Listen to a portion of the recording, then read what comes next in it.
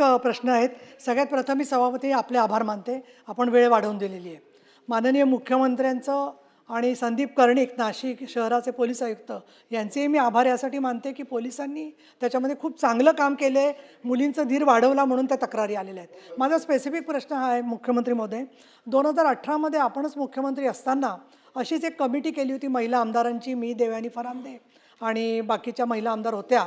सन्माननीय दीपकजी केसरकर गृहराज्यमंत्री होते आणि आम्ही अनेक कंपन्यांमध्ये जाऊन तिकडचे कामाची प्रणाली कशा प्रकारे त्याच्यामध्ये आपण महिलांना संरक्षण देऊ शकू याचा अभ्यास केला होता. मी सगळ्या तपशिलात जात नाही, पण आमच्या एक कायद्याच्या लक्षात आलं की हा जो सेक्शुअल हॅरेसमेंट ॲट वर्कप्लेसचा कायदा आहे त्याच्यामध्ये मुख्यमंत्री महोदय लिहिलेलं असतं की तुम्हाला आरोपीबरोबर समन्वय किंवा समेट करायचा आहे का, काउन्सिलिंग करायचं आहे का. तर मुळामध्ये तो जो काउन्सिलिंग आणि समेट म्हणजे तिला जबरदस्तीने दुसरीकडे काढून टाकणं किंवा बदली करून घेणं हा ऑप्शन कंपन्याच ठेवतात.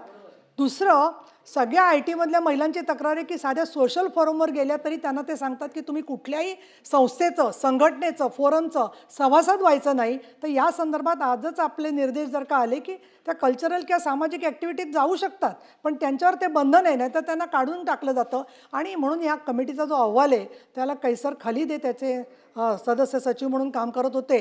आता मी 5-6 वर्ष तो अहवाल शोधते आहे, पण मला तर काही मिळाला नाही.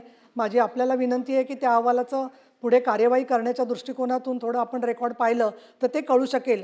आणि शेवटचा मुद्दा असा स्पेसिफिक की हे जेव्हा धर्मांतराचे परत परत प्रयत्न होत आहेत तर आपण कॉन्फिडेन्शियल रेकॉर्डमध्ये किंवा अहवाल भरून घेत असताना तुमच्या कंपनीमध्ये गेल्या 3 वर्षामध्ये कोणी धर्म बदलला आहे का असा प्रश्न विचारून निदान चौकशी करायला काय हरकत आहे सर्वत्र.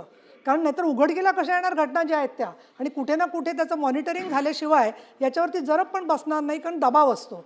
धन्यवाद.